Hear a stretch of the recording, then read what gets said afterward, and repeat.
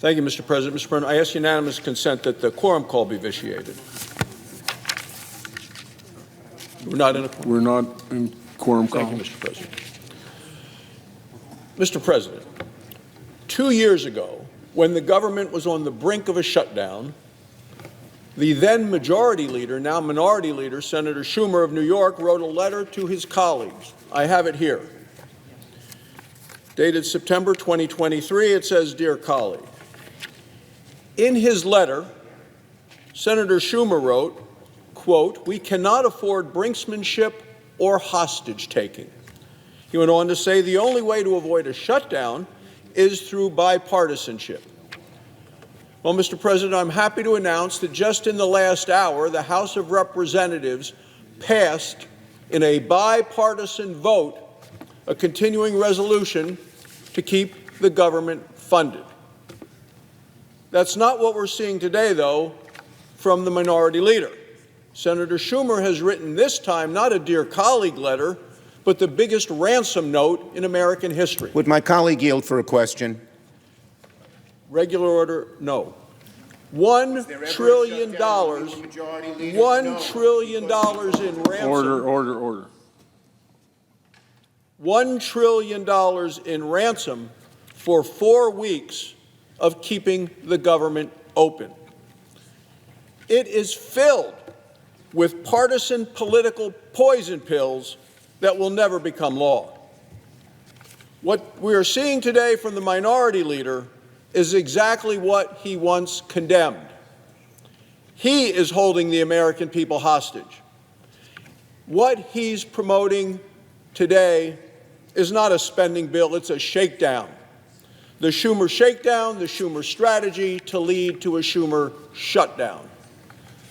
Let me break down this ransom note line by line, because the American people deserve to know what the Democrats are demanding. Their $1 trillion demands include $500 billion to continue the COVID era spending spree. We were originally told that the COVID bonus subsidies would be temporary. Democrats now want to turn them into a permanent government giveaway. This is in spite of the fact that the COVID crisis has ended years ago. The Nobel-winning economist Milton Friedman was right. He said nothing is more permanent than a temporary government program. Additionally, Democrats want to weaken Medicaid for those who need it the most. Republicans' comprehensive economic plan strengthens Medicaid. We reduce waste, fraud, abuse, and corruption. Democrats want to kill those reforms.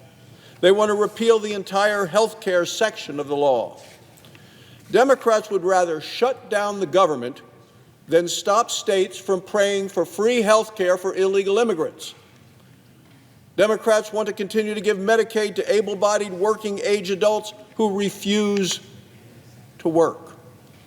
Democrats are holding America hostage for people who broke our laws and for people who refuse to get jobs. Now let's talk about money that the Democrats want to send overseas. This bill spends billions of dollars on radical climate projects. Zimbabwe, $13 million for, quote, civic engagement. Honduras, $25 million for, quote, climate resilience.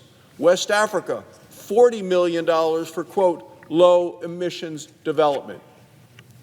Let that sink in. Republicans want to keep the government open, pay our troops here at home. Democrats would rather fund climate projects overseas and are willing to shut down the government if we're not willing to do that. Democrats are willfully wasting billions of hardworking Americans' tax dollars on their liberal fantasies. Republicans are proposing 7 weeks of clean funding. It's what's passed the House in a bipartisan way just an hour ago, and Democrats instead are demanding 7 figures for foreign slush funds. Mr. President, let me point out that Democrats do make some spending cuts. Regrettably, those cuts target our nation's most vulnerable hospitals in rural communities. Democrats want to eliminate the $50 billion Rural Hospital Stabilization Fund. It's something we just passed earlier this year, passed it this summer. It's something that I hear about from our hospitals at home and how grateful they are. And I'm a doctor. I practiced medicine in my home state of Wyoming for more than 20 years. I was president of the Wyoming Medical Society. I know the stresses and strains on rural hospitals. And that's why this was passed. And Mr. President, your home state of West Virginia experiences exactly the same thing. We both know how many small community hospitals need the kind of help that we were able to pass, that the Democrats now want to strip away.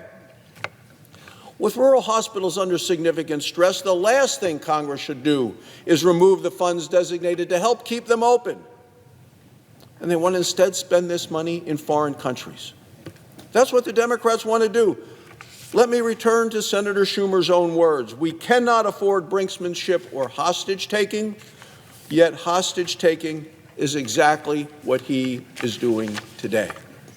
Senator Schumer's demanding $1 trillion in new spending for keeping the government open for just 4 weeks.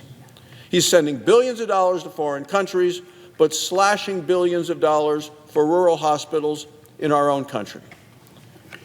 Subsidizing free health care for people who refuse to get jobs, but threatening the paychecks of the people whose jobs it is to keep our nation safe. He's demanding a far-left wish list, or else he wants to shut down the government. That's the Democrat strategy today. Make no mistake, Republicans will hold Democrats accountable for supporting this dangerous political theater.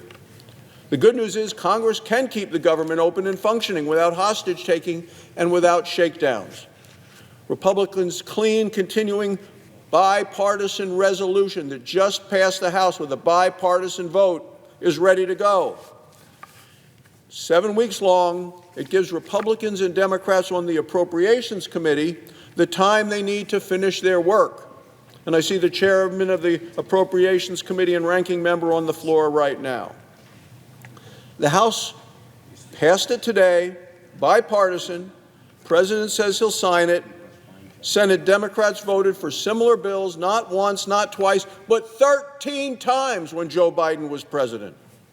There's only one person standing in the way of keeping the government open, and that is the minority leader.